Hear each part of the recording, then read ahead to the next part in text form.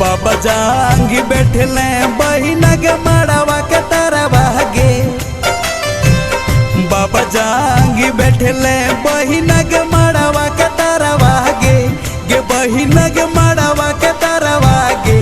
गे बहिना के सुसकी सुसकी न रोवे तोहे घूंघट के भीतरिया बहे आखी से लोरवा गे। गे बहिना के सुसकी सुसकी न रोवे तोहे घूंघट के भीतरिया बहे आखी से लोरवा गे। आजू के रतिया भैया होत भिन सरवा हो। आजू के रतिया भैया होत भिन सरवा हो। हो भैया होत भिन सरवा हो। ए भैया हो चली रे जइबे हम आज पिया के नगरिया छोड़े बाबू के घरवा हो। ए भैया हो चली रे जइबे हम आज पिया के नगरिया छोड़े बाबू के घरवा हो।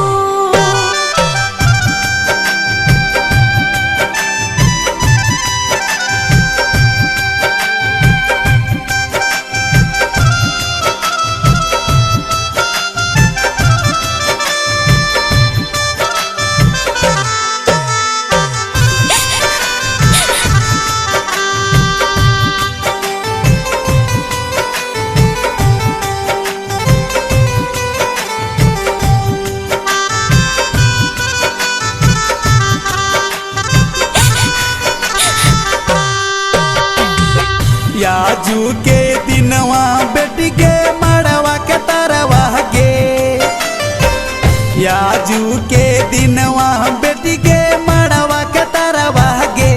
गे बेटी के मड़वा के तरवा गे।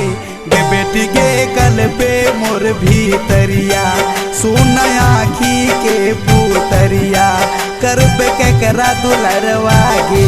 गे बेटी के कल पे मोर भीतरिया सुन आखी के पुतरिया करबे के करा दुलरवा गे। छोड़ी के गौआ पापा हो जाइबे सहरवा हो। छोड़ी के गौआ पापा हो जाइबे सहरवा हो। ए पापा हो रखी हो मोर धयनवा याद रखी हो कहनवा जब जाइबे ससुरवा हो। ए पापा हो रखी हो मोर धयनवा याद रखी हो कहनवा जब जाइबे ससुरवा हो।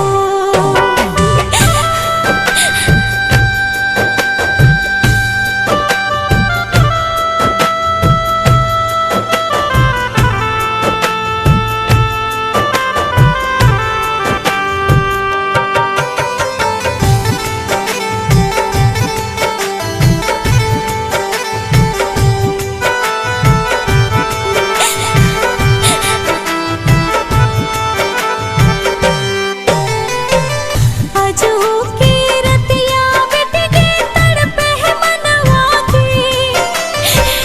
आजू के रतिया बेट के तड़पे है मनवा के। ए बेटी के तड़पे है मनवा के। ए बेटी के कैसे रखब धीरजवा मोर भागेला करजवा सुना होते अंगनवा गे। ए बेटी के कैसे रखब धीरजवा मोर फाटेला करजवा सुना होते अंगनवा गे। आजू के रतिया मैया गे मड़वा के तरवा गे। आजू के रतिया मैया गे मड़वा के तरवा गे।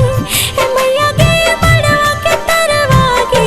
ए मैया गे जाहो गोदी फसले वह गोदी होते सुना जब पड़त सिंदूरवा गे।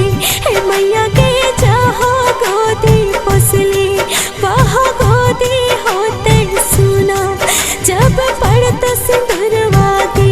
गे बहिना के सुसकी सुसकी न रोवे तोहे घूंघट के भीतरिया बहे आखी से लोरवा गे। भैया हो चली रे जइबे हम